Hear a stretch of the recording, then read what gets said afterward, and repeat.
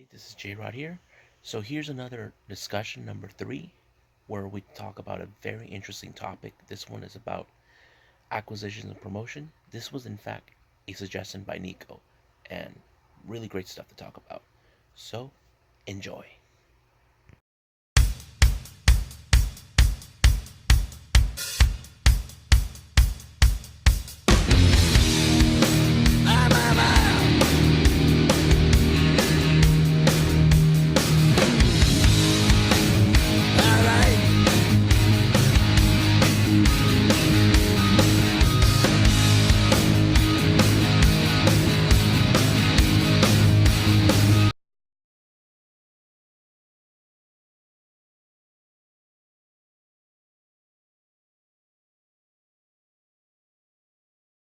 This topic, well, let's just say that this is something that we like to talk about, or one of those topics that we feel that people should know about. Yeah. And this one's something you brought up to me, called acquisitions and promotions.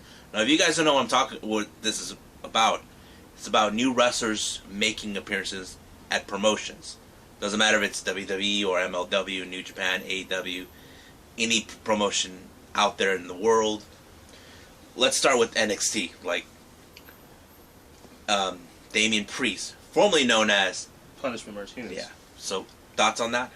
It's good move. Good move on NXT getting Punishment Martinez. Not just Punishment Martinez, but also Kushida, considering that other promotions as well are getting their new stars.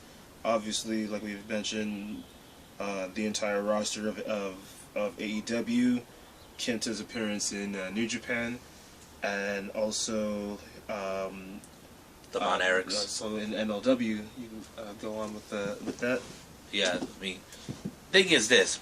There are certain acquisitions that are good. They picked the right promotion they wanted to, or there was a good offer that they were presented, you know?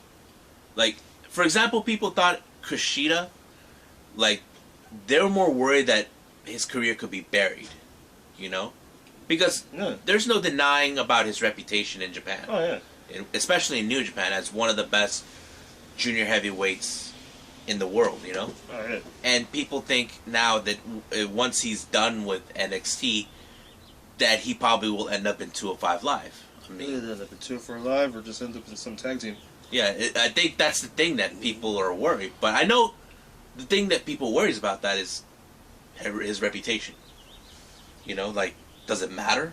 I mean, You see Carl Anderson and Luke Gallows. They don't really get that much ring time. yeah, I mean, if you guys are not familiarized with Gallows and Anderson, they were known as members of the Bullet Club. Yeah. I mean, you are a diehard fan of the Bullet Club, you know? You know, and that's the thing that many people are worried, you know? Like, mostly it's coming from WWE, you know? Like, we've seen wrestlers that ended up in NXT. And killed it. Like, they brought exactly what people wanted. But once they made the main roster either in SmackDown or Raw, what happened? Creative control. And that's the thing. And then you see other promotions, like I said, the Von Erichs and MLW. There's no way they're going to do the same thing what WWE's done, because they don't have their own developmental program. No, not even. Even though the Von Erichs, like I said, they're one of the wrestling royal families out there, you know? Their reputation is huge, you know?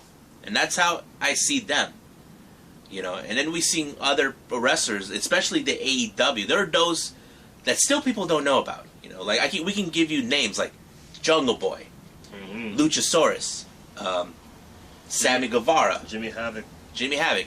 These wrestlers people don't know about, but they are familiar with guys like the Elite, you know, Cody, the Bucks, Hangman Page, Kenny Omega. And of course, there's SCU, who've been making their appearances on Being the Elite. Those are wrestlers that people in AEW, the fans, are familiarized.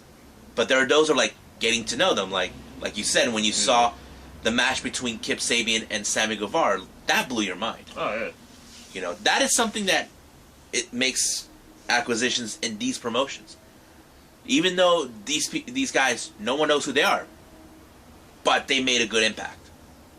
You know, I mean, what do you think about the roster in AEW? Like, I know there's some you never heard of. There's a lot that I haven't heard of. One, I'm really excited for MFJ. He's really good on the sticks. What else? He gets the crowd's attention. Not to mention, he plays he has that good heat. He does have that good heel version style that many people love to hate, you know? Yeah, he makes you want to not like him. Yeah. I mean, he does that everywhere, you know, in other promotions. I've seen that in MLW, and I've seen that with AAW and All Pro Wrestling, you know. But, yeah, and there's that. And then, let's see, and there's guys like Jungle Boy. You know, if you're not familiarized who he is, Jungle Boy is the son of the late Luke Perry, the cool one in Beverly Hills 90210. And people never heard of him. And when he comes out as Jungle Boy, man, he impressed me a lot, you know? I mean, he's been a wrestling fan since he was a kid. Much like his father, you know, because he talked about how Ric Flair and Dustin Rhodes are two of his dad's favorite wrestlers, you know? And as for Jungle Boy, he really can't hold his own, you know? Mm-hmm. Not to mention, like, him joining AEW is a good thing for him, you know, because I know people can say, why couldn't he be an actor like his father? I'm like, he is an actor. He is acting. He did say he has a small role at a Quentin Tarantino movie. He's not going to say which one. Because, of course, the movie business that you're not allowed to give up too much information. But yeah. Is it an old one or a new one? I think it's a new one. It's a new one. Oh, so it hasn't come out yet. Yeah. So that's one of the things. But and then there's guys like Luchasaurus, like a dinosaur. Mm-hmm. I mean, first time I saw him was in December 2017 at the Sequam Casino at the Rey Mysterio promotion. He was teamed with Johnny Nitro. I said how many names he can go to versus Rey Mysterio and Rocky Romero, and I was like, who the hell is this huge guy? I never heard of him. And then I saw him again at Lucha Underground, you know. But he was known as Vibra, which stands for snake. Oh, okay. In Spanish. And then later finding out he's in the independent scenes and now making his debut at the Battle Royale, Casino Battle Royale, AEW's Double or Nothing. I have to say, I'm really impressed how he's this tall guy, very good with the kicks. Mm-hmm.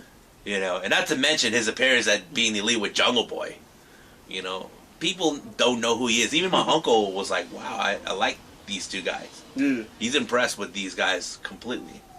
And then there's wrestlers like you may or may not have heard, like Joey Janela. We all know him as in the independent scenes, but his involvement with JCW, another promotion that does like hardcore stuff, which we'll do a topic on that at some point in the future, which I know you want to talk about. But I love to see Joey Janela more because he got my attention. Oh, yeah. And then there's wrestlers like Jimmy Havoc, you know, another hardcore guy. Yeah, that's another new face I'm really excited to see. Yeah. I mean, AEW, I have to say, they picked the right people that they don't know. But there is one wrestler, she's yet to seen, who's one of the newer acquisitions. Her name is Sadie Gibbs. Sadie Gibbs, that's right. Yeah. That's right. First time I saw her is when she did this move in Stardom while she was doing a tour. The Saki corkscrew. It's like we're running, doing a little cartwheel, and you jump out doing a twist. Something that Will Ospreay does all the time. And she impressed me with what she did. And the person that caught his attention on this was Matt Jackson. He was impressed what she was able to do, you know? And, of course, Sadie Gibbs was surprised that Matt Jackson, who we all know is one half of the Young Bucks, best tag team in the world, and, of course, executive vice president of AEW, he decides, I would like to have her, you know? Because guys like him, if you pay attention to what's going on in the wrestling world, doesn't matter what continent or country or whatever, you know he will be impressed with that. Oh yeah. You know, and I have to say, Matt, how do I say, picked a really good female wrestler to be in the roster. And I know many fans who saw this on Twitter say they're happy that they picked her. You know, and I give props to Matt for choosing her because she's yet to debut in AEW soon, but I like to see what she can do. You know, I mean, I know there's still more wrestlers they haven't made their debut since the start of Double or Nothing, but I would like to see more wrestlers that whoever they sign. I mean, wouldn't you? Yeah, I'd like to see more new, like we said before, AEW is a new promotion, so the entire roster is new, and it's still growing. I'm really excited for what the things the things to come with the television spot, the upcoming pay-per-views. Like, there's just more room for more new talent. Yeah, and also if you guys need to know, these wrestlers do have permission to be in independent shows. If you catch them anywhere in your area, doesn't matter if it's in the U.S., the U.K., or in Europe, Japan, Canada, Mexico, or Antarctica. I'm just saying. But you can catch them anywhere. But I would like to know if there's more, you know? So, yeah, so this is an interesting thing to talk about, you know? Yeah. I mean, you may never know if there's an unknown wrestler you never heard of, and then you find out their accomplishment, then there we go. Yeah. So, let's... Well, I hope you guys enjoyed hearing this discussion about acquisitions and promotions. If there's any wrestlers who are new from any promotion, doesn't matter if it's independent or major, anywhere in the world, leave a comment down below and I'll answer to you. I'll look into it and I'll answer back as soon as possible. So, have a nice night.